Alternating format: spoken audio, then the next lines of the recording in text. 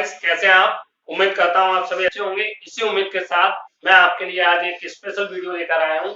आज मैं chapter 12 electricity को एक सिंगल वीडियो में कंप्लीट कराने जा रहा हूँ, क्योंकि ये बोर्ड के पेपर का टाइम आ चुका है और आपको बहुत कम टाइम में ज्यादा से ज्यादा स्टडी करनी है और अच्छे नंबर प्राप्त करने हैं। उसके लिए ऐसी वीडियो आपके लिए कारगर होंगी। चलिए स्टार्ट करते हैं chapter 12 electricity.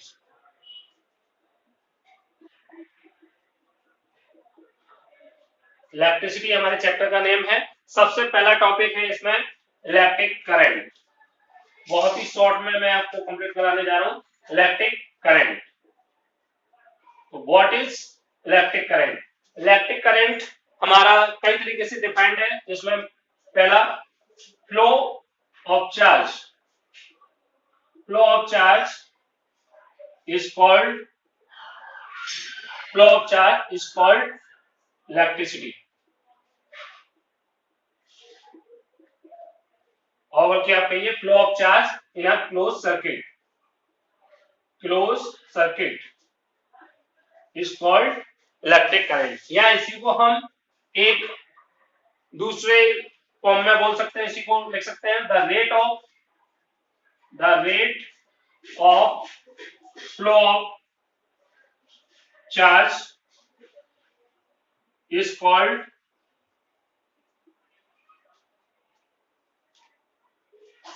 Electric current. Okay, means किस रेट से, रेट क्या होता है, कितना स्लो या फास्ट हमारा इलेक्ट्रिक मीन्स चार्ज फ्लो हो रहा है। रेट मीन्स किसी के बहने की दर। तो यहाँ पे चार्ज के बहने की दर क्या है, जितना तेज हमारा चार्ज का फ्लो किसी सर्किट में होगा उसमें उतनी ही ज्यादा करंट फ्लो होगी, और जिसमें रेट कम होगी हमारे चार्ज के फ्लो होने की, उसकी करंट, हमारी इलेक्ट्रिक करंट उस सर्किट में कितनी होगी, लो होगी। ओके, तो हम इसको लिख सकते हैं, इलेक्ट्रिक करंट को हम किससे रिप्रेजेंट करते हैं, कैपिटल आई से रिप्रेजेंट करते हैं। I is equal to charge upon time. Means कितने टाइम में कितना चार्ज फ्लो हो रहा है, ये हमारा क्या कहलाएगा, इलेक्ट्रिक करंट। इलेक्ट्रिक करंट, कम टाइम में ज्यादा चार्ज फ्लो हो रहा है, मीन्स ज्यादा करंट फ्लो हो रही है उस सर्किट में, और जिस सर्किट में कम टाइम में कम चार्ज फ्लो हो रहा है उसमें करंट की वैल्यू भी क्या होगी, इलेक्ट्रिक करंट की कम होगी। ओके, इसको चार्ज को हम रिप्रेजेंट करते हैं Q और टाइम को रिप्रेजेंट करते हैं स्मॉल t। तो I बराबर Q अपॉन T। ओके, एक फॉर्मूला हमारा ये हो गया। ओके, दूसरा आपको चार्ज की यूनिट होती है हमारी कूलम, और टाइम को हम लेते हैं यहाँ पे सेकंड में। ओके, तो कूलम पर सेकंड, शॉर्ट में क्या लिखेंगे हम, कूलम पर सेकंड। और इसी कूलम पर सेकंड को हम एक नाम से और जानते हैं स्टूडेंट, वो क्या है, एम्पियर।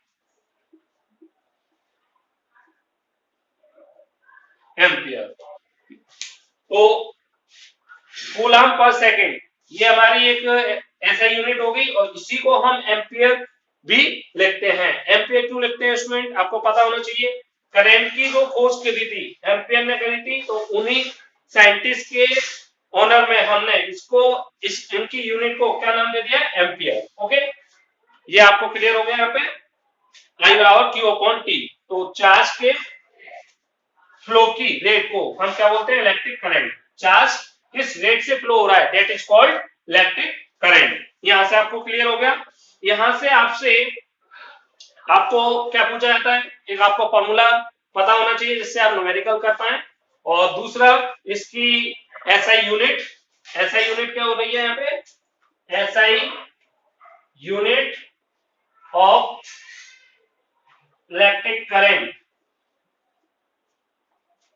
क्या होगी यहाँ पे, एम्पियर। शॉर्ट में हम एम्पियर को एएमपी लिखते हैं। ये आपको क्लियर हो गया होगा। और क्या कह सकते हैं हम यहाँ पे, चलिए यहाँ पे मैं मिटा रहा हूं इसको। दूसरा आपको एम्पियर की ये क्लियर हो गया, ऐसा यूनिट क्या होगी, एम्पियर। अब यहां से आपको एक डेफिनेशन ऑफ पूछी जाती है, 1 एम्पियर। Definition of 1 ampere. तो वो कैसे आप डिफाइन करोगे? यहां से आप देखिए I बराबर Q upon T। If Q is equal to 1 coulomb और T is equal to 1 second, then इस फॉर्मूले में अगर हम ये वैल्यू पुट करें क्या आएगा? I बराबर 1 अपॉन 1 क्या आएगा? 1। That is called 1 ampere. Means 1 ampere क्या है? If in a close circuit if in a closed circuit 1 coulomb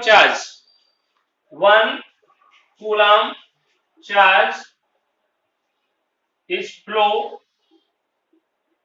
in 1 second, then we can say that 1 ampere current is flow in that circuit। Okay, तो ये आपकी definition हो गई 1 ampere की। Means अगर हम किसी सर्किट में 1 कूलम चार्ज को 1 सेकंड तक फ्लो कराएं तो उस सर्किट में जो करंट फ्लो होगी वो हमारी कितनी होगी? 1 एम्पियर के इक्वल होगी, 1 एम्पियर। ओके, या फिर दूसरे 1 सेकंड में उसमें कितना चार्ज फ्लो? 1 कूलम, या 1 कूलम चार्ज को हम 1 सेकंड तक फ्लो कराएं तो हमारी जो करंट फ्लो होगी उस सर्किट में 1 एम्पियर के इक्वल होगी। तो आप किसी भी तरीके से यहां से लिख सकते हैं। ओके स्टूडेंट, तो अब मैं इसको साफ कर रहा हूं। चलिए, यहां से आपको इलेक्ट्रिक करंट और 1 एम्पियर की डेफिनेशन क्लियर हो चुकी है। अब आपका एक चार्ज का फॉर्मूला और आता है।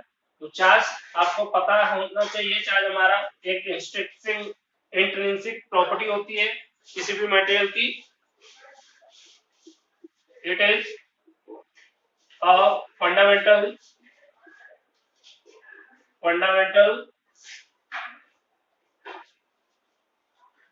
quantity, yeah, it is a fundamental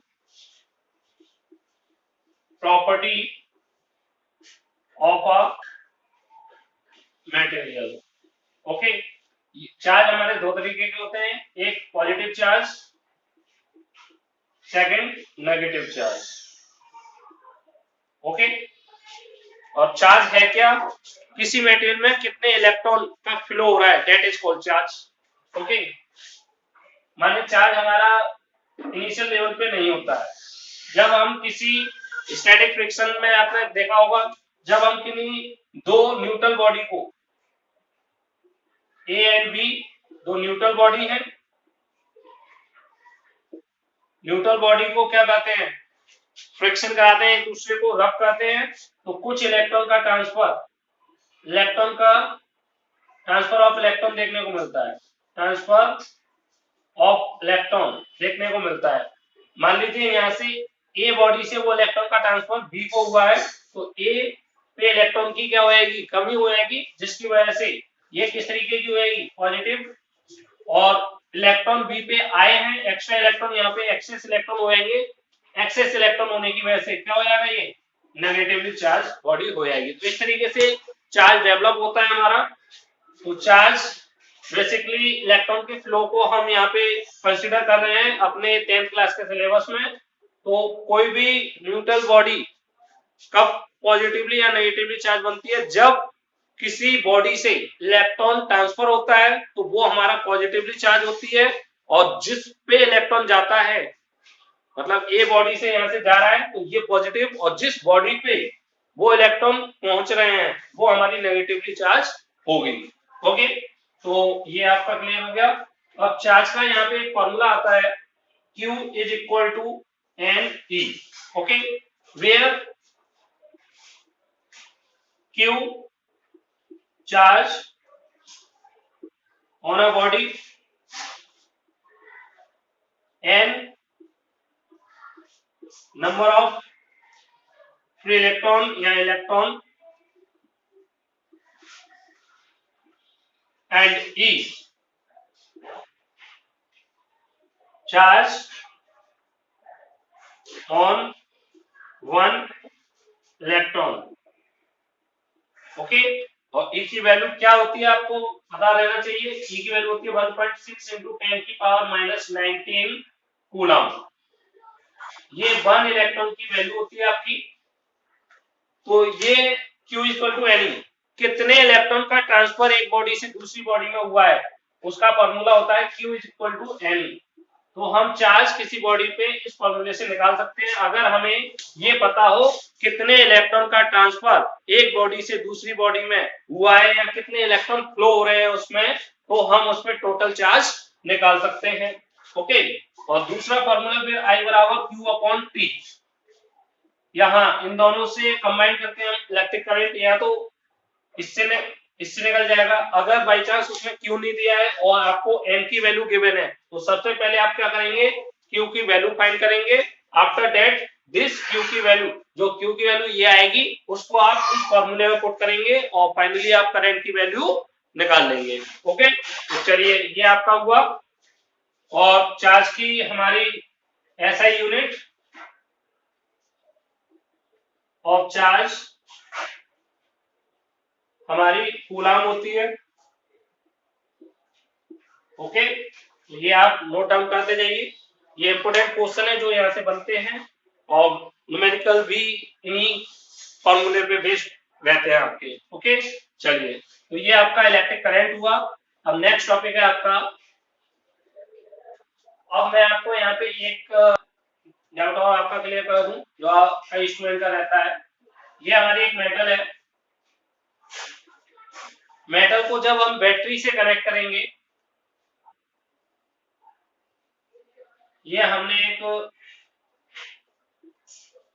battery से कनेक्ट करा इसको, ये इसका पॉजिटिव एंड और ये नेगेटिव एंड। पॉजिटिव एंड क्या शो करता है हमारा, हाइयर पोटेंशियल, और माइनस क्या शो करता है, लोअर पोटेंशियल। ओके, यहाँ पे आपको एक बात याद रखनी होगी, जैसे हमने इसको 230 वोल्ट से कनेक्ट किया, तो कंप्लीट 230 वोल्ट हमारा यहाँ पे आएगा पॉजिटिव साइड में, और यहाँ पे 0, जिसकी वजह से यहाँ पे मैक्सिमम वोल्टेज का डिफरेंस क्रिएट हो। जितना वोल्टेज डिफरेंस ज्यादा होगा उतना ज्यादा हमारी करंट फ्लो होती है। यहाँ पे आप एक नोट करके लिख लीजिए, वोल्टेज डिफरेंस जितना ज्यादा उतनी ज्यादा हमारी more voltage difference means more current या मोर और high current flow in the circuit. Okay, तो उसके लिए 230 वोल्ट, तो 230 यहाँ आएगा और 0, तो इसके बीच में डिफरेंस कितने का होगा, 230 माइनस 0, 230 वोल्ट का डिफरेंस यहाँ पे आपको देखने को मिलेगा, जिससे यहाँ पे करंट हमारी हाई पास होगी। ओके, तो ये 230 वोल्ट का डिफरेंस आपको यहाँ पे दिखाई देगा और यहाँ पे आपको 0 वोल्ट का डिफरेंस दिखाई देगा। अब आपको पता है मेटल के अंदर इलेक्ट्रॉन्स काफी मात्रा में प्रेजेंट होते हैं, फ्री इलेक्ट्रॉन प्रेजेंट होते हैं। ये फ्री इलेक्ट्रॉन क्या करेंगे, किधर मूव करेंगे, मैं यहाँ पे एक इलेक्ट्रॉन फ्री इलेक्ट्रॉन दिखा रहा हूँ। बेसिकली इसमें लाखों फ्री इलेक्ट्रॉन्स होंगे और ये फ्री इलेक्ट्रॉन पे आपको पता है नेगेटिव चार्ज होता है, नेगेटिव चार्ज। इस वजह से ये हमेशा किधर मूव करेगी, प्लस की तरफ। ओके, तो इलेक्ट्रॉन का फ्लो हमारा किधर से किधर हुआ है, लोअर पोटेंशियल, यहाँ आप क्या देख रहे हैं, लोअर पोटेंशियल,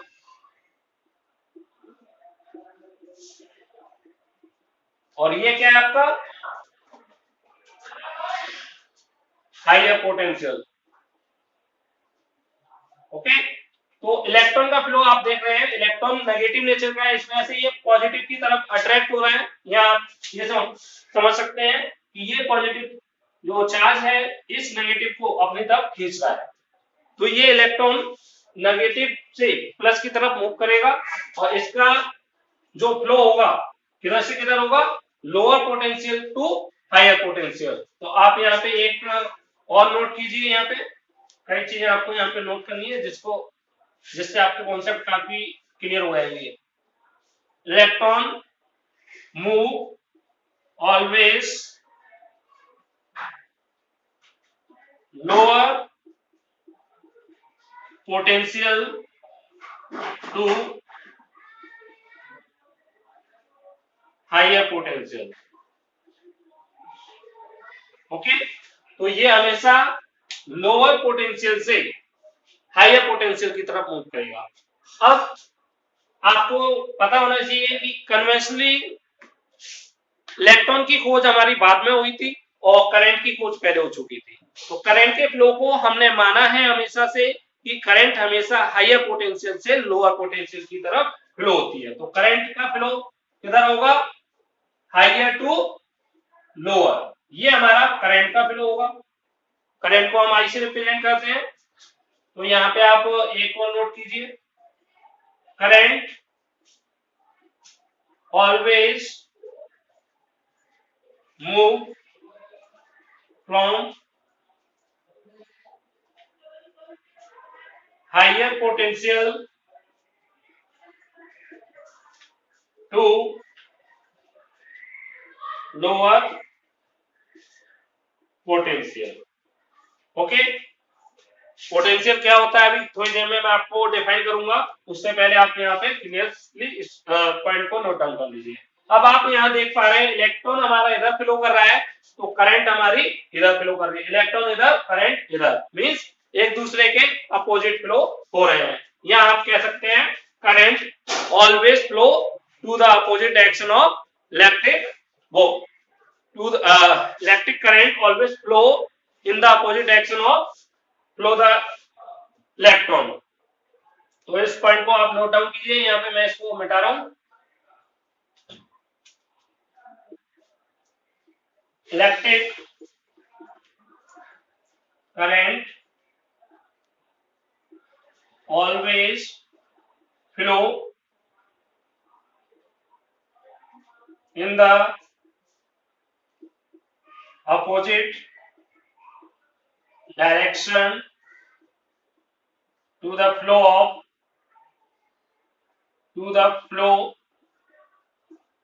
of इलेक्ट्रॉन। तो ये आपको अब क्लियर हो चुका होगा। इलेक्ट्रिक करंट क्या है, the rate of flow of charge is called electric current. ज्यादा अगर हमारा चार्ज ज्यादा फ्लो हो रहा है कम टाइम में, तो उस सर्किट में इलेक्ट्रिक करंट ज्यादा फ्लो होगी, और अगर ज्यादा टाइम में हमारा कम चार्ज फ्लो हो रहा है, या आप ये कह सकते हैं एक सेकंड में कितना चार्ज फ्लो हो रहा है, that is called electric current, ये भी कह सकते हैं आप। ओके, आई बराबर हमारा Q अपॉन T है, तो हम ये भी कह सकते हैं 1 सेकेंड में कितना charge, how much charge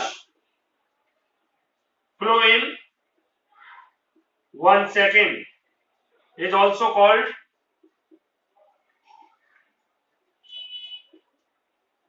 electric current, ये भी हम कह सकते हैं। तो आप डिफाइन कर सकते हो, मैनी तरीके से आप इसको डिफाइन कर सकते हैं, बहुत सारे मेथड है, तो मैंने आपको 2-3 मेथड आपको बता दिए हैं। और करंट की डायरेक्शन हमेशा इलेक्ट्रॉन के अपोजिट होती है, क्यों होती है, तो आपको पता ही होगा।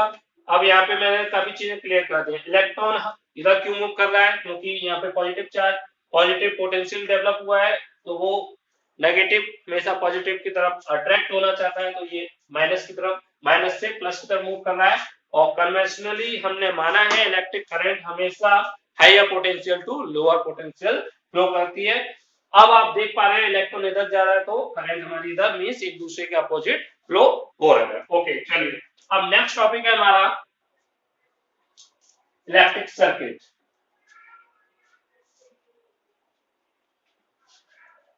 इसमें एक पॉइंट और रह गया आपका, वो मैं और आपको बता दूं। Electric current is measured by a device is called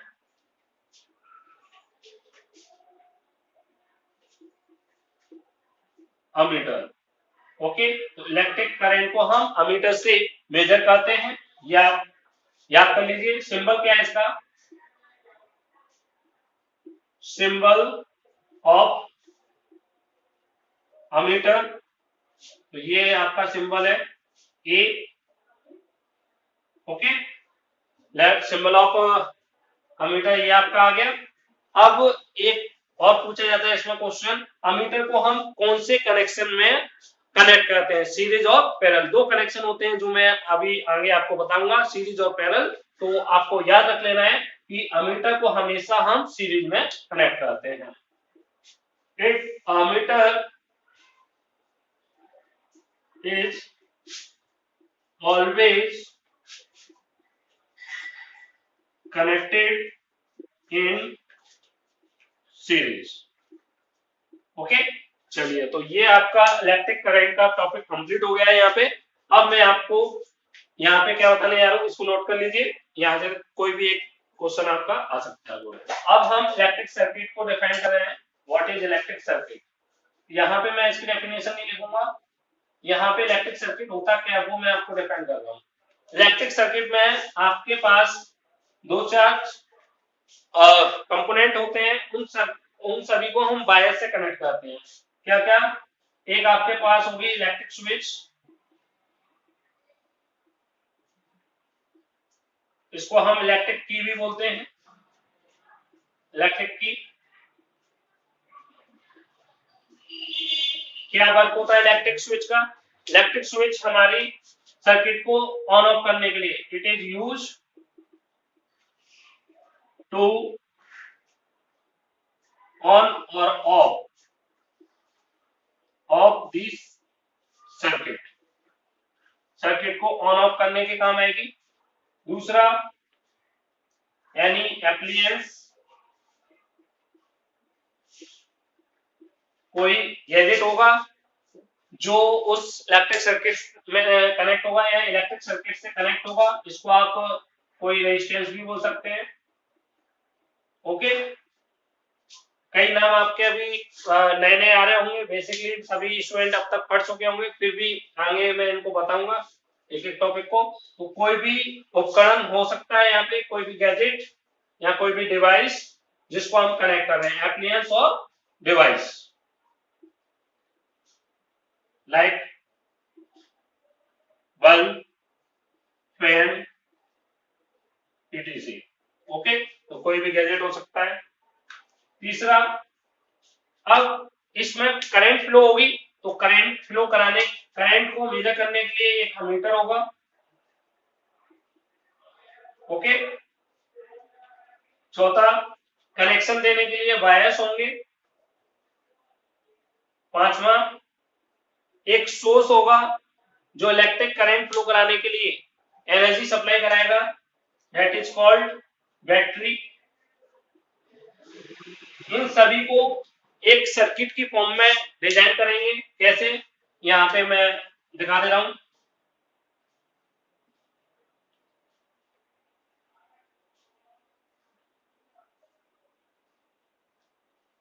ये हमारा बल्ब है, ये हमारा वायर हो गया, वायर से हम एक अमीटर कनेक्ट करेंगे और एक हमारी स्विच,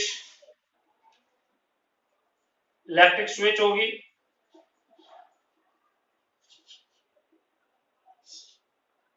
एक हमारी बैटरी होगी,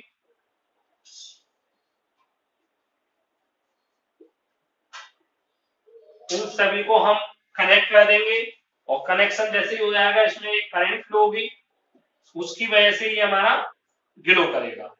ओके, तो ये जो सर्किट है, कंप्लीट सर्किट, इसी को हम क्या बोल रहे हैं, इलेक्ट्रिक सर्किट। तो what is electric circuit, it is the connection या अरेंजमेंट ऑफ दिस कंपोनेंट जो यहाँ पे गिवन है, it is the arrangement of electric switch and appliance ammeter with the wire of battery. Okay, तो इन सभी का एक अरेंजमेंट करके एक हम क्लोज सर्किट बनाएंगे। क्लोज सर्किट हो जाएगा तो उसमें करंट फ्लो होगी, इसी को हम बोल रहे हैं इलेक्ट्रिक सर्किट। और जब ये ओपन होगा, इसको हम एक फॉर्म से और बना सकते हैं, इस फॉर्म में भी बना देते हैं हम इसको। ये एक की का ये हो गया, अभी ये ऑफ कंडीशन में है और जब ये इससे कनेक्ट हो जाएगी तो ऑन कंडीशन हो जाएगी। अदरवाइज एक तरीका हमारा ये की वाला है जो अभी क्लोज की को इंडिकेट कर रहा है। तो ये हमारा इलेक्ट्रिक सर्किट हो गया। अब नेक्स्ट टॉपिक हमारा है पोटेंशियल, इलेक्ट्रिक पोटेंशियल। और दूसरा टॉपिक रहेगा हमारा पोटेंशियल, इलेक्ट्रिक पोटेंशियल डिफरेंस। तो होता क्या है, what is electric potential? Infinity पे हमारा क्यू चार्ज है, क्यू चार्ज है। इस क्यू चार्ज को मुझे इस, मान लेते हैं यहाँ पे एक ए पॉइंट है, ए पॉइंट पे इस क्यू चार्ज को जो कि इंफिनिटी पे रखा हुआ है, इंफिनिटी काफी दूर की डिस्टेंस है जहां पे हमने माना है कि क्यू चार्ज है, क्यू चार्ज को मुझे यहां से ले आके कहां पे इस ए पॉइंट तक लाना है। अब किसी भी ऑब्जेक्ट को आप एक जगह से दूसरी जगह ले जाओगे तो होगा क्या, उसका डिस्प्लेसमेंट होगा, और इसका डिस्प्लेसमेंट कराने, यहां से यहां तक इसका डिस्प्लेसमेंट कराना है तो कुछ ना कुछ हमें इस पर क्या लगाना पड़ेगा, फोर्स अप्लाई करना पड़ेगा। जब हम इस पर फोर्स अप्लाई करेंगे, उस फोर्स की मदद से ये यहां से यहां तक मूव करेगा, मींस फोर्स। और यहाँ पे ये क्या हुआ, ये डिस्टेंस हमारी क्या हो गई, डिस्प्लेसमेंट, डिस्प्लेसमेंट। और फोर्स इंटू डिस्प्लेसमेंट क्या होता है, फोर्स इंटू डिस्प्लेसमेंट क्या होता है, वर्क डन। ओके, मींस क्या हुआ, क्यू चार्ज को इंफिनिटी से ए पॉइंट तक लाने में हमें कुछ वर्क करना पड़ेगा, कुछ फोर्स लगाएंगे, कुछ डिस्प्लेसमेंट होगा, और इस फोर्स और डिस्प्लेसमेंट की वजह से वहां यहां से इंफिनिटी से ए पॉइंट तक लाने में कुछ ना कुछ वर्क हमें करना पड़ेगा। ओके, तो ये वर्क डन मान लेते हैं डेल्टा डब्ल्यू, इतना वर्क डन हुआ। ओके, तो क्यू चार्ज को यहां से यहां तक लाने में जो वर्क डन हुआ, work done upon Q, okay, is called electric potential V. ये हमारा क्या होगा, अब इलेक्ट्रिक पोटेंशियल हमारा क्या होगा, यहां से यहां तक लेके आए हैं तो इंफिनिटी फाइनल पॉइंट हमारा B A minus B infinity. Okay, work done हमारा कहां से कहां तक है, infinity to A point. Work done हमारा इंफिनिटी से ए पॉइंट तक लाने में जो वर्क डन हुआ वो अपॉन चार्ज, और वर्क ये हमारा पोटेंशियल है ए पॉइंट माइनस फाइनल, ये हमारा इनिशियल पोजीशन है, इनिशियल पोजीशन, और ये हमारी फाइनल पोजीशन, फाइनल पोजीशन है। तो इनिशियल पोजीशन से फाइनल, तो जब भी हम निकालते हैं तो फाइनल पोजीशन में से इनिशियल पोजीशन का सब्ट्रैक्शन करते हैं, तो ये अब हम मानते हैं, ये कंसीडर किया गया है कि इंफिनिटी पे हमारा जो वोल्टेज है वो कितना है, 0 लेफ्ट। तो VA minus 0 is equal to W upon Q, तो VA is equal to W by Q।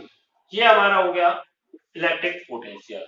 एक बार और मैं रिपीट कर रहा हूं, क्यू चार्ज को इंफिनिटी से ए पॉइंट तक लाने में जो वर्क डन होगा अपॉन चार्ज, तो ratio of work done to bring a Q charge from infinity to A upon Q is called electric potential.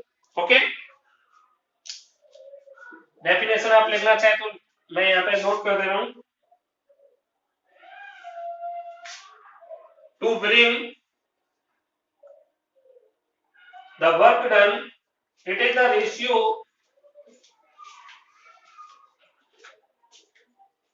of work done to bring Q charge from infinity to a point A to charge Q is called electric potential.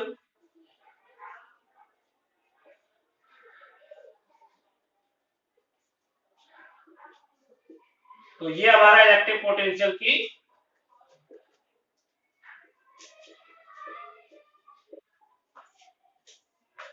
Definition हो गई. Okay student, तो ये हमारी definition Q charge को infinity से A point तक लाने में जो वर्क हो रहा है और चार्ज का जो रेशियो है that is called electric potential. और ये किस तरीके से हुआ ये आपको यहाँ पे दिखाई दे रहा है. ओके, चलिए अब नेक्स्ट हम टॉपिक करने जा रहे हैं इलेक्ट्रिक. इसको आप नोट डाउन कर लीजिए. चलिए नेक्स्ट टॉपिक है हमारा पोटेंशियल, इलेक्ट्रिक पोटेंशियल डिफरेंस. तो वो भी लगभग सिमिलर है. इलेक्ट्रिक पोटेंशियल डिफरेंस, इसमें क्या है, अब पिछली बार हमने क्यू चार्ज को कहां से कहां तक मूव कराया, इंफिनिटी से एक ए पॉइंट पे. अब हम पहले से किसी एक पॉइंट पे रखे हुए क्यू चार्ज को दूसरे पॉइंट तक ले जाएंगे और उसमें देखेंगे कितना वर्क हुआ और उसको चार्ज से डिवाइड कर देंगे तो हमारा इलेक्ट्रिक पोटेंशियल डिफरेंस आ जाएगा. देखिए क्या करना है. Let this is a A point और this is a B point. Here Q charge, यहाँ पे क्यू चार्ज रखा हुआ है. ओके, ए पॉइंट पे. अब इस क्यू चार्ज को यहां से बी पॉइंट तक मूव कराना है. तो आपको पता है यहाँ पे डिस्प्लेसमेंट हुआ है और इसको मूव कराने के लिए कुछ ना कुछ फोर्स अप्लाई करेंगे जिसकी वजह से इसमें क्या होगा, कुछ ना कुछ वर्क डन परफॉर्म होगा. ओके स्टूडेंट, तो क्यू चार्ज को हम ए पॉइंट से बी पॉइंट तक ले जा रहे हैं. इसमें कुछ फोर्स अप्लाई करेंगे और ये डिस्प्लेसमेंट होगा जिसकी वजह से कुछ ना कुछ वर्क डन होगा जो हमने माना है यहाँ पे डेल्टा डब्ल्यू वर्क डन हो रहा है. ओके, तो हमें क्या करना है, ए से बी पॉइंट तक हमें पोटेंशियल डिफरेंस निकालना है. ये हमारा इनिशियल पॉइंट, पिछली बार हमने क्या किया था, ये हमारा फाइनल पॉइंट. फाइनल पॉइंट को पहले रखा था, इस बार भी हम ये करेंगे बी बी माइनस बी ए. ओके, अब हमने क्या किया है, डेल्टा डब्ल्यू वर्क डन जो कि ए टू बी है, ए टू बी. पिछली बार इंफिनिटी टू ए था, इस बार ए टू बी हमारा वर्क डन होगा अपॉन ये क्यू चार्ज. ये हमारा B A minus B B ये डिफरेंस होगा. इसको हम बोल रहे हैं पोटेंशियल डिफरेंस. पोटेंशियल डिफरेंस हमेशा किन्हीं दो पॉइंटों के बीच में निकलेगा. ओके, तो ये पोटेंशियल डिफरेंस क्यू चार्ज को किसी एक पॉइंट से दूसरे पॉइंट तक लाने में जो वर्क डन होगा अपॉन चार्ज, इसका जो रेशियो होगा that is called electric potential difference.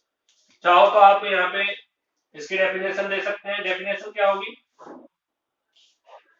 It is the ratio of the work done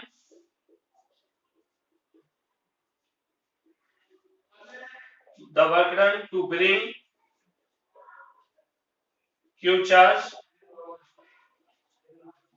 from point A to B to the charge Q is called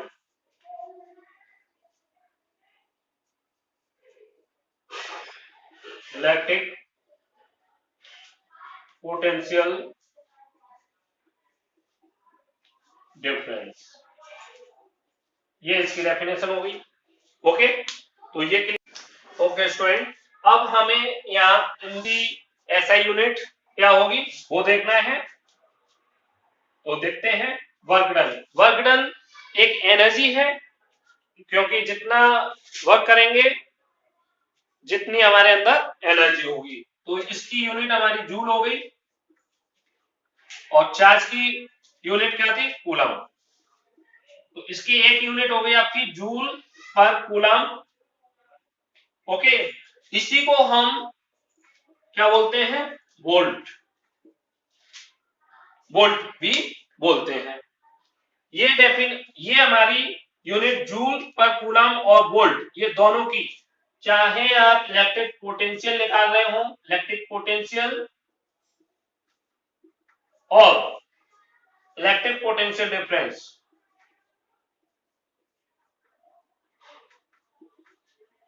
potential difference दोनों की जो SI unit है वो हमारी volt होती है, या जूल पर कूलम आप उसको लिख सकते हैं। अब यहां से एक क्वेश्चन और आता है, what is the how can measure the voltage या इलेक्ट्रिक पोटेंशियल डिफरेंस। तो इसके लिए हम एक डिवाइस यूज करते हैं to measure electric potential difference,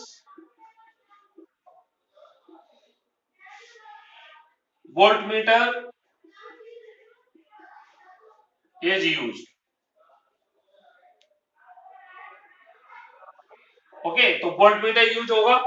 अब एक क्वेश्चन और आता है हमारा। तो स्टूडेंट, अब आप ये समझ चुके हैं मेजर करने के लिए हम पोटेंशियल डिफरेंस को वोल्टमीटर डिवाइस का यूज करते हैं। वोल्टमीटर का सिंबल क्या होता है, symbol of voltmeter, symbol of voltmeter. तो वोल्टमीटर को हम, ये हमारा सिंबल होता है वोल्टमीटर का। ओके, ये वाला, ये एरो नहीं, ये बस मैंने ऐसे दिखाया, ये। ओके, चलिए, अब यहां से एक क्वेश्चन और आपका आता है, what is the definition of 1 volt. तो 1 वोल्ट की डेफिनेशन और देख लीजिए आप, जिससे फिर आपका ये टॉपिक भी कवर हो जाएगा। 1 वोल्ट, तो अभी आपने देखा वोल्टेज का फॉर्मूला क्या है, W/Q। If Q is equal to 1 coulomb और W is equal to 1 joule, 1/1 क्या हो जाएगा, 1 वोल्ट। तो 1 वोल्ट क्या है, 1 कूलम 1 जूल। ओके, माने इंफिनिटी से इलेक्ट्रिक 1 वोल्ट की डेफिनेशन निकाल रहे हैं, व्हेन या it is the ratio of work done 1 joule to bring 1 coulomb charge from point A to B to the charge 1 coulomb is called 1 volt।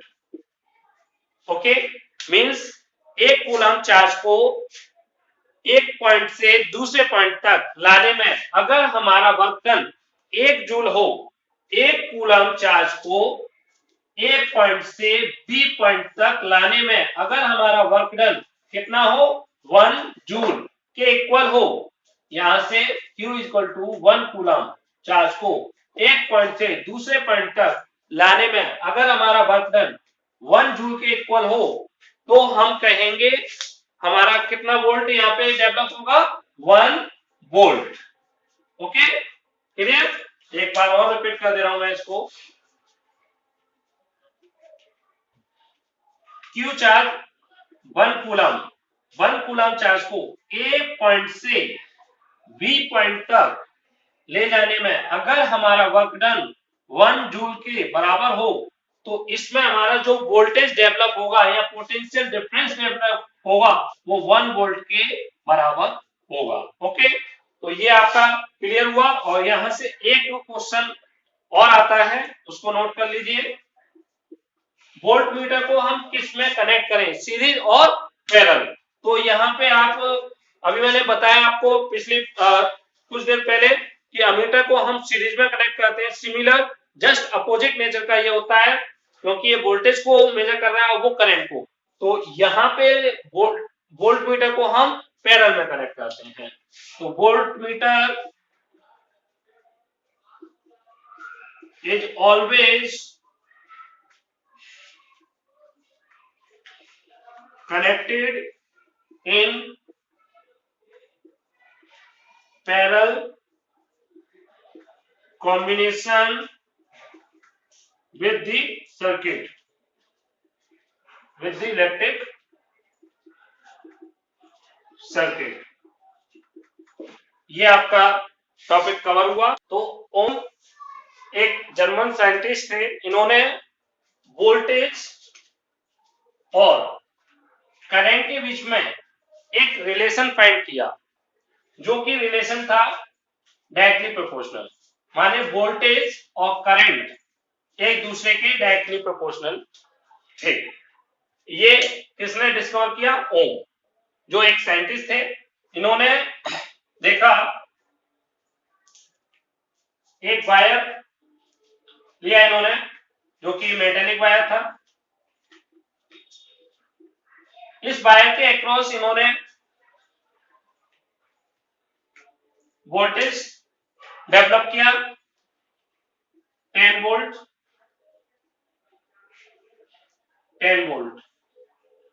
ये इतना नहीं लिया, मैं यहाँ पे आपको समझा रहा हूं। लेट 10 वोल्ट इन्होंने लिया, तो यहाँ पे 0 वोल्ट और इधर 10। ये हाइयर पोटेंशियल हो गया यहाँ का, हाइयर पोटेंशियल, और ये लोअर पोटेंशियल। तो स्टूडेंट आपको पता है, जब हम वोल्टेज डिफरेंस क्रिएट कर देंगे किसी वायर के अक्रॉस, तो उसमें क्या फ्लो होगा? Electric current. तो यहाँ पे भी इलेक्ट्रिक करंट फ्लो हुई, आई, लेट आई। आप चाहो तो इसमें कोई वैल्यू ले सकते हैं, मैं यहाँ पे आई मान। फिर इन्होंने कुछ देर बाद क्या किया, यहाँ पे पोटेंशियल डिफरेंस को बढ़ा के इन्होंने 20 वोल्ट किया।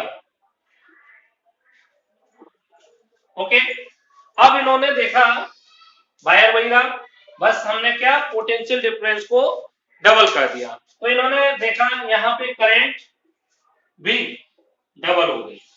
फिर इन्होंने आगे इसी वायर के अक्रॉस 30 वोल्ट का डिफरेंस क्रिएट किया। तो देखा इस बार इसमें सर्किट में करंट कितनी फ्लो हुई? 3 आई। तो इन सभी ऑब्जर्वेशन से आप क्या कंक्लूजन निकाल सकते हैं? जैसे जैसे हम वोल्टेज बढ़ा रहे हैं, उसी सेम रेशियो में हमारी इलेक्ट्रिक करंट बढ़ रही है।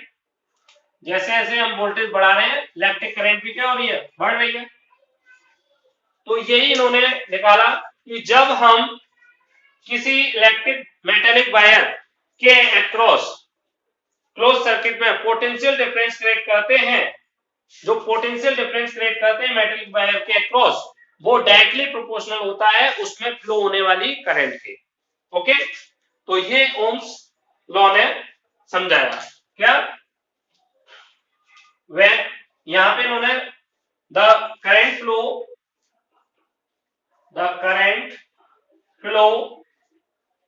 इन अ क्लोज सर्किट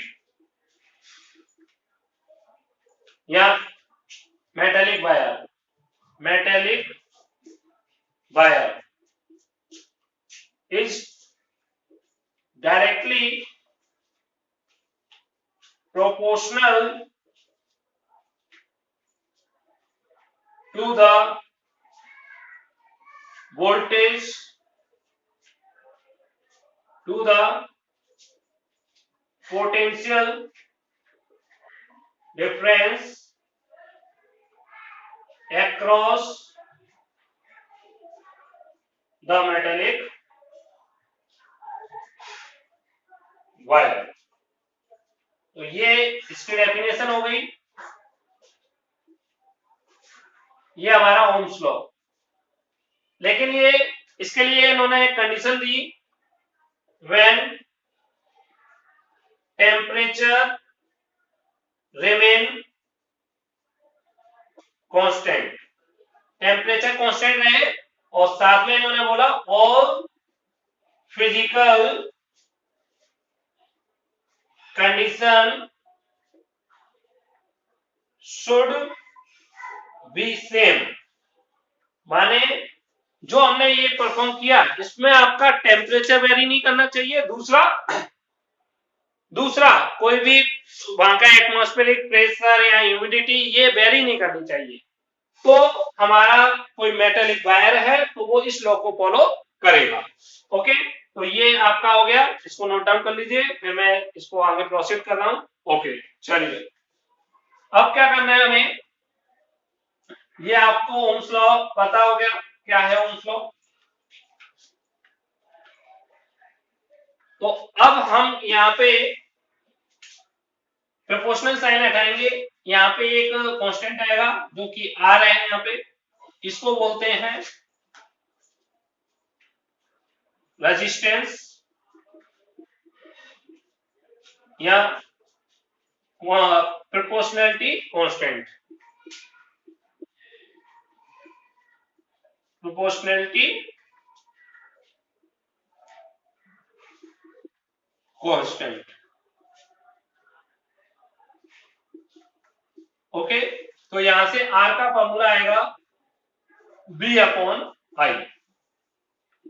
फॉर्मूले में आप देख रहे हैं आर, बी और आई, आर हमारा, आर के फॉर्मूले में बी और आई आ रहा है, लेकिन R does not depend on V और आई।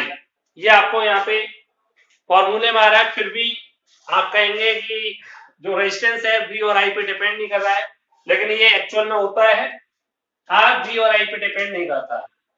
तो नोट कीजिए इसको, आर या वैल्यू ऑफ आर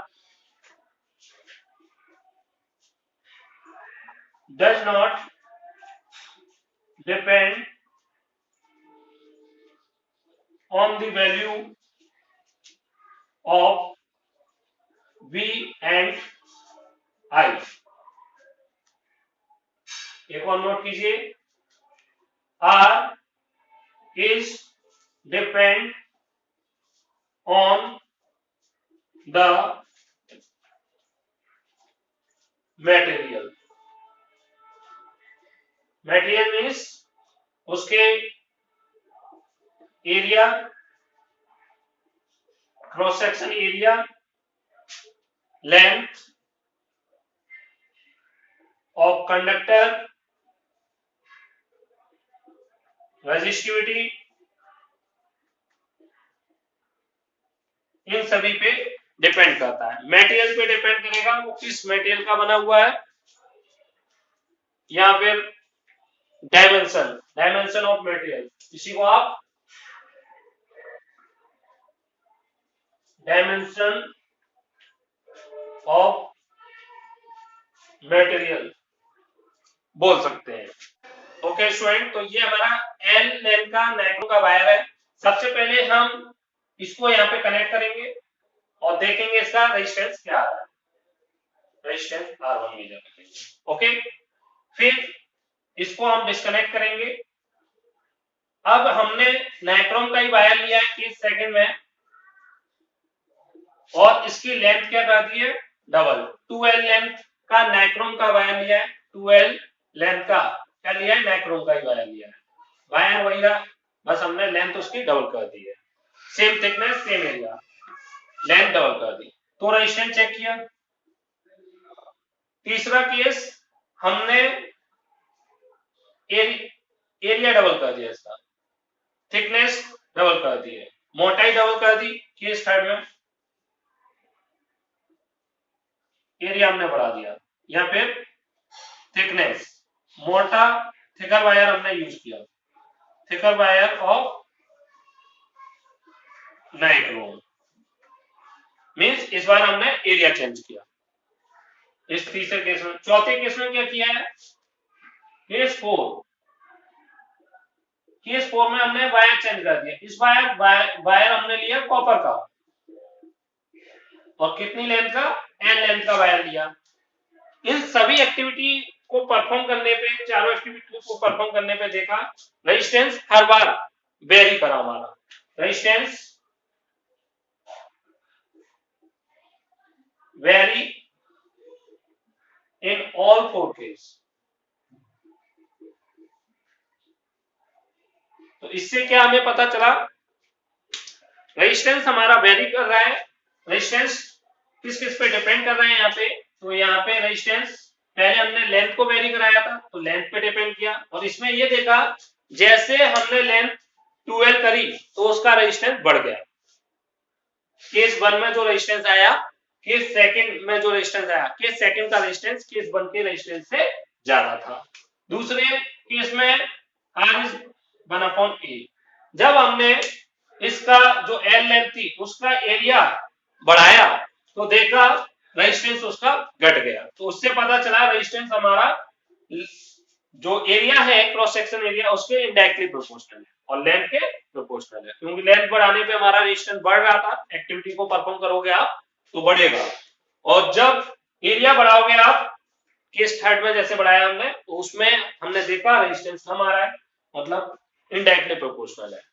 केस 4 में हमने वायर उसकी जो वायर ही चेंज कर दिया, पहले जो नाइक्रोम का वायर था हमने कॉपर ले लिया और लेंथ एल ही रखी हमने, तो देखा हमारा रेजिस्टेंस वेरी करा और डायरेक्टली प्रोपोर्शनल रहा रेजिस्टिविटी।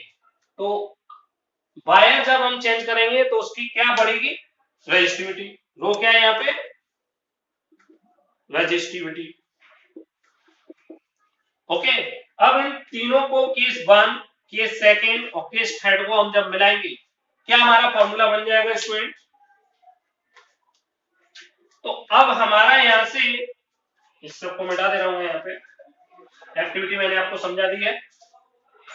तो हमारा जब तीनों को मिलाएंगे R directly proportional to L rho L by A, जहां पे रो क्या है, resistivity of material. Okay,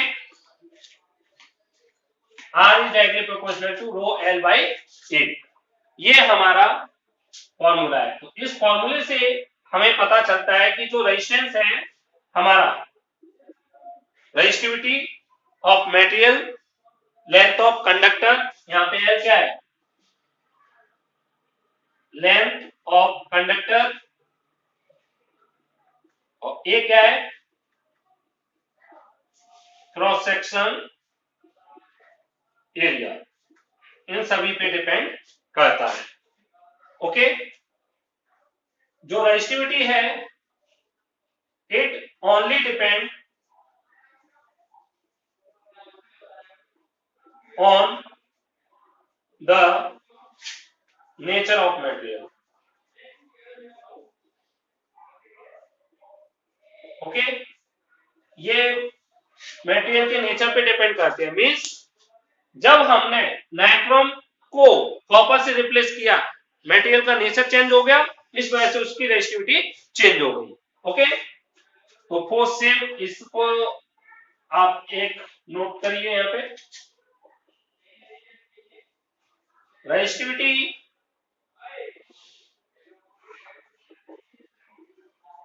is same for same material.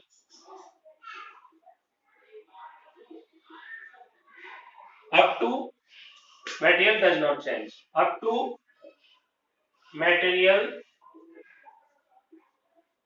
does not change, it does not depend upon dimension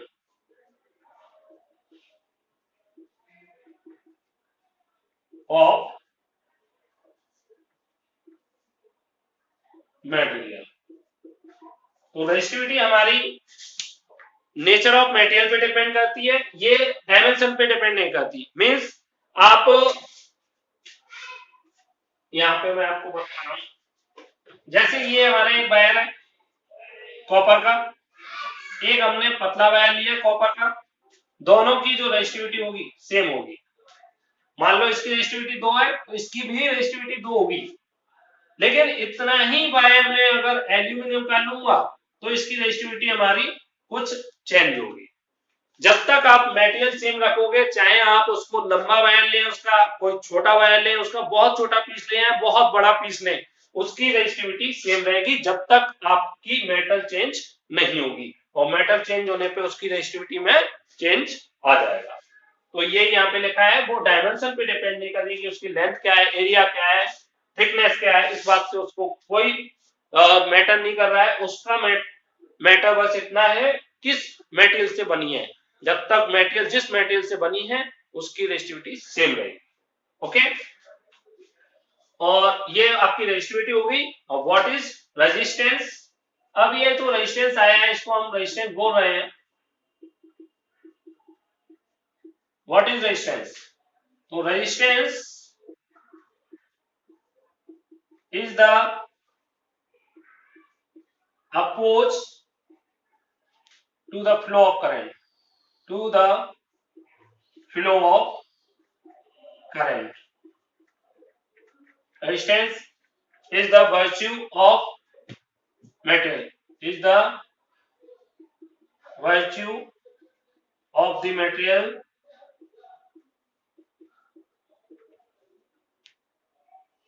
the opposed to the flow of electric current। माने resistance क्या है?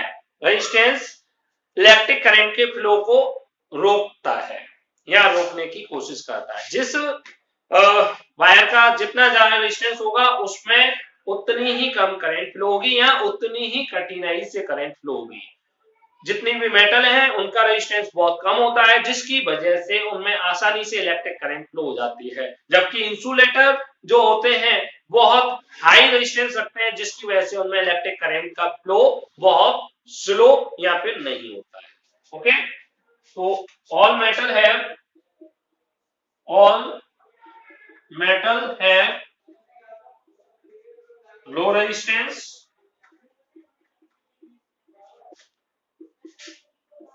while all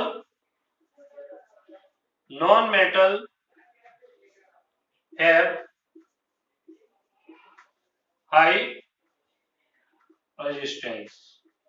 okay, तो ये आपका topic यहाँ पे, इसमें एक पॉइंट और रह गया है तो वो भी लिख लेते हैं। What is the symbol of resistance? Symbol of resistance, तो सिंबल ऑफ रेजिस्टेंस क्या है यहाँ पे? ओम। ये इसका सिंबल होता है।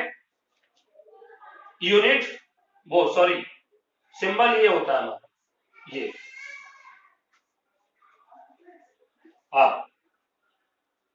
यूनिट क्या होती है? यूनिट ऑफ रेजिस्टेंस ये होती है हमारी ओम, इसी को हम ओम पढ़ते हैं। ओके, ये हो गया। अब इसमें एक लास्ट टॉपिक जो है resistivity. R is equal to rho L by A, rho is equal to R A by L. Okay, clear? तो यहाँ पे इसकी डायमेंशन क्या बनेगी? वो इसका एसआई यूनिट क्या होगी? SI unit. तो देखिए रेजिस्टेंस की ओम ए की मीटर स्क्वायर, एल की मीटर, 1 मीटर से 1 मीटर कैंसिल, तो ओम इंटू मीटर, या इसी को आप ओम इंटू मीटर, ये आपकी एसआई यूनिट हो गई रेजिस्टिविटी की। क्या ये रेजिस्टिविटी,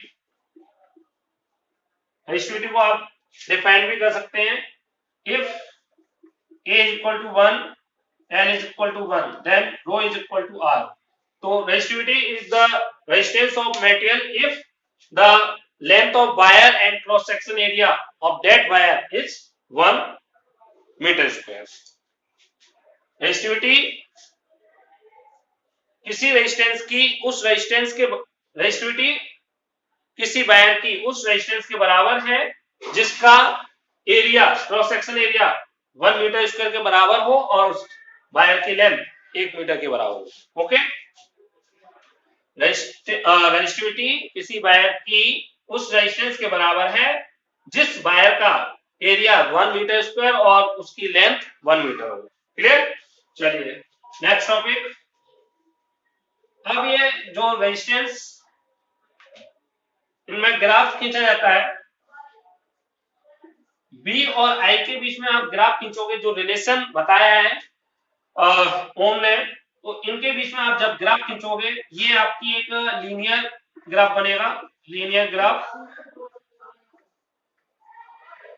और बी और आई के बीच में ये एक्स एक्सिस, ये वाई एक्सिस, ये जो एंगल बनेगा इसको हम बोलते हैं स्लोप।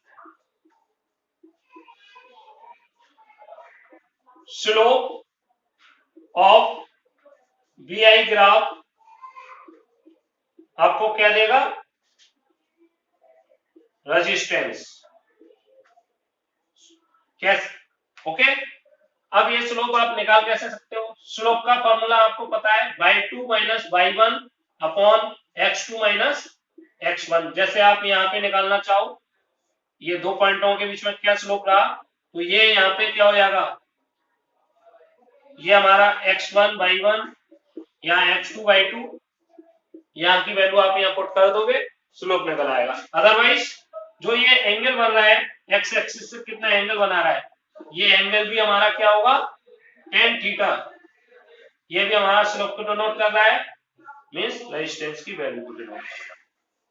तो ये हमारा आपका स्लोप का फॉर्मूला बन गया। क्लियर? ओके स्टूडेंट, अब हम अगला टॉपिक पढ़ने जा रहे हैं, कॉम्बिनेशन ऑफ रेजिस्टेंस। आप रेजिस्टेंस पढ़ चुके हैं, क्या है रेजिस्टेंस? रेजिस्टेंस हमारा इलेक्ट्रिक करंट के फ्लो को रोकता है या रोकने की कोशिश करता है।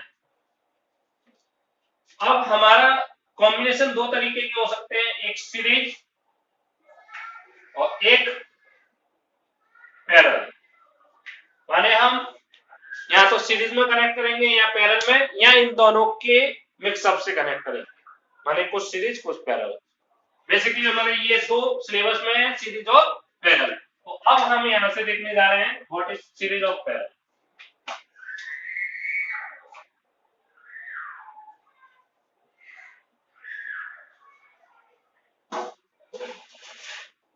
ये हमारा सीरीज कॉम्बिनेशन में आपको बताने जा रहा हूं, जब हमारा प्लस माइनस, ये हमारा पहला रेजिस्टेंस था R1 प्लस और माइनस, ये दूसरा रेजिस्टेंस था प्लस माइनस R2। जब प्लस वाला माइनस से और माइनस वाला प्लस, माने क्या, प्लस माइनस अल्टरनेट हमारा साइन कनेक्शन होता है, तो हम इसको क्या बोलते हैं, सीरीज। प्लस माइनस ये हमारा अल्टरनेट चलेगा, तो हम बोलेंगे कि जो कनेक्शन है हमारा सीरीज है। अब हमने इसको एक बैटरी से कनेक्ट कराया, बैटरी से कनेक्ट कराएंगे 20 वोल्ट की, तो इसमें एक करंट फ्लो होगी, आई करंट फ्लो होगी। ये करंट दोनों में हमारे सिमिलर होगी, I1 I और I। ओके, अब यहाँ पे डिफरेंट क्या होगा, कुछ वोल्टेज यहाँ पे V1 होगा, इसके अक्रॉस वोल्टेज V2। हम इसका डेरिवेशन करने जा रहे हैं। तो हम क्या लिख सकते हैं यहाँ पे, टोटल करंट हमारा सीरीज में सेम होगा और वोल्टेज डिफरेंट होगा। V1 कुछ वोल्टेज ड्रॉप यहाँ पे होगा और कुछ वोल्टेज ड्रॉप यहाँ पे होगा। लेकिन ये दोनों वोल्टेज ड्रॉप को अगर हम ऐड कर दें तो वो टोटल वोल्टेज बैटरी के बराबर आएगा। तो हम यहाँ से लिख सकते हैं सर्किट से V is equal to V1 plus V2 और I is equal to V upon R से हम V को क्या लिख सकते हैं, I इंटू R। क्लियर, ये फॉर्मूला आप पढ़ चुके हैं। यहां से I R total current, total इस सर्किट का रेजिस्टेंस, तो ये टोटल वोल्टेज देगा। V1 हम यहां से निकालना चाहें तो क्या होगा, I, और यहां पे निकालना है तो यहाँ पे रेजिस्टेंस कितना है R1 और करंट कितनी है I। इन दोनों का प्रोडक्ट V1 की वैल्यू I R1, इसी तरीके से V2 की वैल्यू निकालना चाहूंगा यहाँ पे तो क्या होगा I into R2, I R2। अब मैं यहाँ से I कॉमन लूंगा, R1 plus R2, I R, I से I कैंसिल हो जाएगा, R is equal to R1 plus R2। ये हमारा बन जाता है फॉर्मूला सीरीज का। सीरीज में हमें क्या करना है, रेजिस्टेंस, टोटल रेजिस्टेंस निकालना है, तो हमें सीधा उनका एडिशन करते हुए चले जाना है, सिंपल एडिशन होगा। अगर दो से ज्यादा है तो हमारा फॉर्मूला बन जाएगा R1 plus R2 plus R3 plus dot dot dot, ये हमारा सीरीज का हो गया। क्लियर। अब हम पैरेलल का करने जा रहे हैं, तो इसको मैं रब कर दे रहा हूं। पैरेलल में क्या होगा, जैसे हमारे ये दो रेजिस्टेंस है प्लस माइनस, ये R2 प्लस माइनस, जब प्लस वाले को प्लस से कनेक्ट कर दें और माइनस वाले को माइनस से कनेक्ट कर दें तो ये हमारा माने पहला सिरा दोनों का फर्स्ट जो एंड है, फर्स्ट एंड, इसका भी फर्स्ट एंड पॉजिटिव से एंड हो, पॉजिटिव से कनेक्ट हो, और इसके जो दोनों सेकंड एंड है वो नेगेटिव से कनेक्ट हो। तो हमारा ये क्या बन जाएगा, जब हम माइनस को माइनस से, प्लस को प्लस से कनेक्ट करेंगे तो ये हमारा कॉम्बिनेशन बनेगा पैरेलल कॉम्बिनेशन। तो ये हमने दो रेजिस्टेंस लिए, ये इसका प्लस माइनस, ये इसका प्लस माइनस, ये R1 ये R2। इस प्लस वाले को प्लस से कनेक्ट कर दिया, माइनस वाले को माइनस से कनेक्ट कर दिया, दोनों को हमने एक बैटरी से कनेक्ट किया, 20 वोल्ट की बैटरी से कनेक्ट किया। ओके, अब ये इसका हायर पोटेंशियल V और 0, V यहाँ पे आ गया और 0 यहाँ पे वोल्टेज का, क्योंकि यहाँ पे कोई कनेक्शन नहीं है, वोल्टेज ड्रॉप होगा नहीं। अब यहाँ पे इसके अक्रॉस भी आप देख रहे हैं, ये B यहाँ पे आएगा 0, B 0, तो यहाँ पे पोटेंशियल डिफरेंस कितना हो गया B, इसके अक्रॉस भी पोटेंशियल डिफरेंस कितना हो गया B, माने यहाँ पे B वोल्टेज और यहाँ पे भी कितना है B वोल्टेज। अब यहाँ पे जब कुछ करंट फ्लो होगी, पोटेंशियल आप बना दोगे उसके अक्रॉस रेजिस्टेंस के। अब यहाँ पे इस करंट को दो पाथ दिखाई दिए, तो कुछ करंट हमारी फर्स्ट पार्ट से जाएगी और कुछ हमारी सेकंड पार्ट से जाएगी। अब यहाँ पे ये टोटल करंट इन दो में डिवाइड हुई है और फाइनली ये I1 यहाँ पे आएगी, ये I2 यहाँ पे आएगी और कंबाइंड होके फिर से ये क्या बना देगी I1 I2 कंबाइंड होके I बना दिया। तो हम इस से क्या लिख सकते हैं, यहाँ पे मैं इसको रख करता हूं, I is equal to I1 plus I2, I की वैल्यू हमारी V upon R, total voltage और टोटल रेजिस्टेंस। I1 की वैल्यू हम यहां से निकाल सकते हैं, वोल्टेज इसके अक्रॉस भी सेम है V, और रेजिस्टेंस कितना है इसके अक्रॉस, फर्स्ट ब्रांच के अक्रॉस R1, इसके अक्रॉस V और इसके अक्रॉस जो रेजिस्टेंस क्या है R2। यहां से हम कॉमन क्या ले सकते हैं V 1 upon R1 plus 1 upon R2, V by R, V से V cancel, 1 by R is equal to 1 upon R1 plus 1 upon R2। ये हमारा दो के लिए पैरेलल रेजिस्टेंस हो गया। अगर दो से ज्यादा है तो फॉर्मूला हमारा कुछ इस तरीके का होगा, प्लस डॉट डॉट डॉट ये। ओके, अब सीरीज और पैरेलल में क्या हमारा पॉइंट आपको याद रखने हैं, तो इसको रख कर रहा हूं मैं अब। चलिए, तो सीरीज के लिए आपको याद रखना है, in series current in all element of the circuit is same, but voltage across all the elements,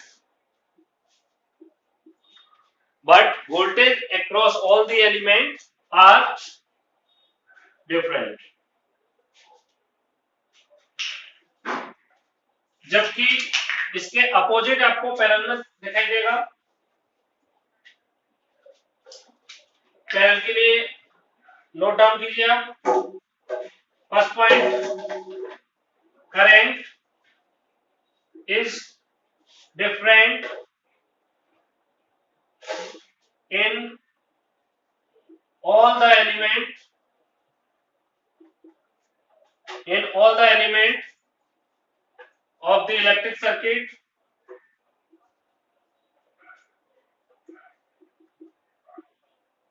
Second point, but voltage across all the element of the electric circuit is same. Okay, तो ये topic भी आपका cover हो गया। Last topic अब आपका जो बच रहा है, heating effect of electric current. चलिए उसको भी फिनिश करते हैं और ये तब आपका कंप्लीट चैप्टर हो जाएगा। Last topic, heating effect of electric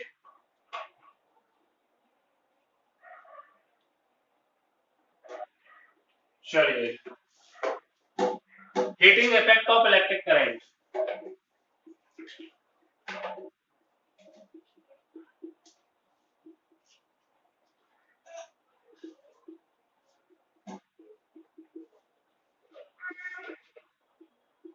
okay, तो होता क्या है, व्हाट इज हीटिंग इफेक्ट? आपने देखा होगा घरों में कई इलेक्ट्रिकल एप्लायंस आपने यूज करे होंगे, जैसे इलेक्ट्रिक प्रेस, हीटर, ओवन और भी बहुत सारे इस तरीके के इक्विपमेंट यूज करे होंगे, या बल्ब आपने देखा होगा।